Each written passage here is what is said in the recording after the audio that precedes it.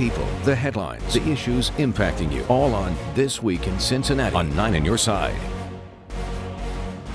Welcome back, everyone. Today on This Week in Cincinnati, we are looking back at 2018 and many of the big stories 9 on Your Side covered for you. There was plenty of turmoil in local government this year. Among the stories at the top of the list, the departure of Cincinnati City Manager Harry Black. Mayor John Cranley accused Black of years of abusing employees, retaliatory behavior, and unprofessional conduct. In mid-March, the mayor said he had an agreement in principle for the city manager to leave, but the manager said there was no such deal. Unfortunately, those warnings were not heeded, and those behaviors are resurfacing and getting more egregious. And I feel in good conscience that I need to share all this with the council in order to decide how to move forward with the city. Mayor Cranley said he has had many complaints about the city manager's behavior from both city employees and the public. The mayor said he wanted a written report with that information and would ask for public testimony about the manager. The mayor says some city workers threatened to quit over the manager's behavior. As the mayor was making those comments, 9 on Your Side's Tom McKee was in the city manager's office watching parts of the news conference with him and with Black, and got his immediate reaction. My response to that is that it's unfortunate and it's disappointing and it is reckless, but not surprising. Last week he threatened me with the ultimatum to either leave or he was going to build a case up against me. And he's been working to do that. People have called me who his office has reached out to.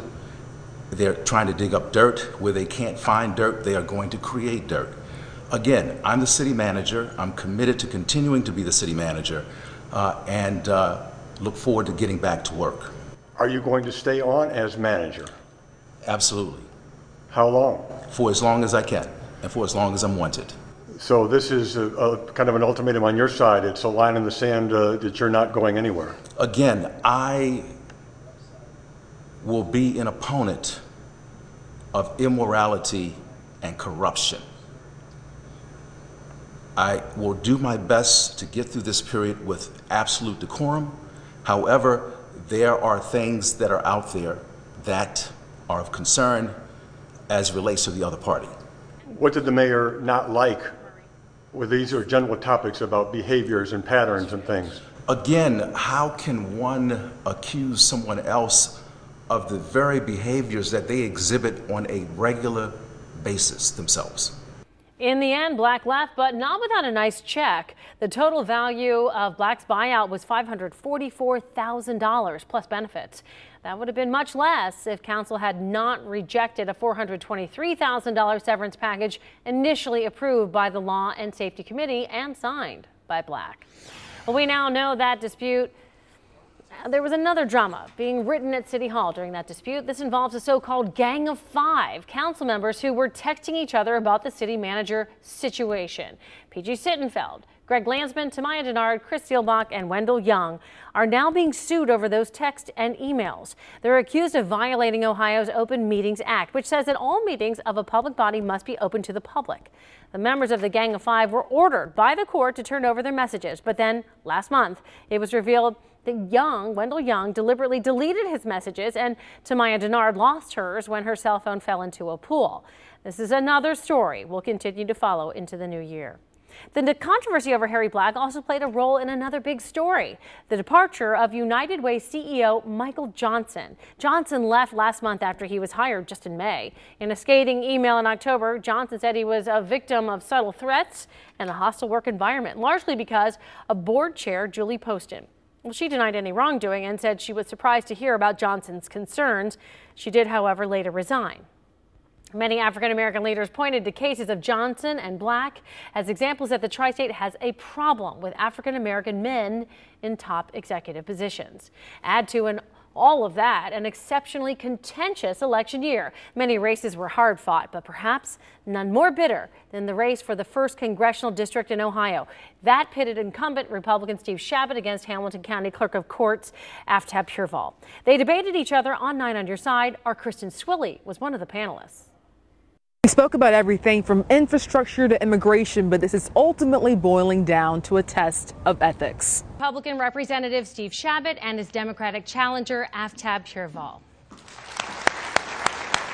Soon after the handshake, it was gloves off for Steve Chabot and Aftab Purval. Over the top, unrelenting negativity.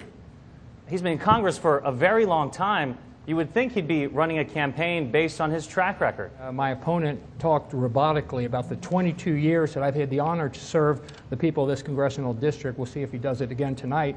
The back and forth began with a major point of contention, allegations of improper spending by the Purval campaign. This week, a state appeals court denied a motion to delay a hearing on the matter. Now, this issue is being litigated, and if it turns out that we were incorrect, then we'll remedy the situation immediately. He has serious charges against him, one for which he could be fined or go to jail. Purval said he was acting on the advice of his attorneys and trying to follow the letter and spirit of the law. Then another question about ethics. Do you stand by all of your ads or not? Claims made by Purval include Chabot's record on health care legislation. My ads are substantive. They're based on policies where Mr. Chabot and I disagree. They're optimistic and they're forward-looking. Chabot pointed to Purval's past with the D.C. lobbying firm. He's a wannabe career politician. That's what he is.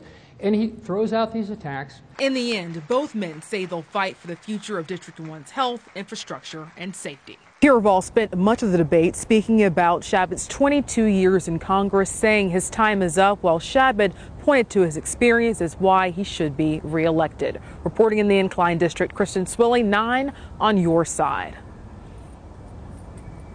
Attorney General Mike DeWine beat Richard Cordray in the race for Ohio governor. DeWine will be sworn in January 14th, first in a private ceremony, then at a public event. 9 on your side will be in Columbus, and we'll cover that for you. The Ohio River made its presence known this year with the highest flood in years. How the Tri-State responded when This Week in Cincinnati continues. The people, the headlines, the issues impacting you, all on This Week in Cincinnati on 9 on your side.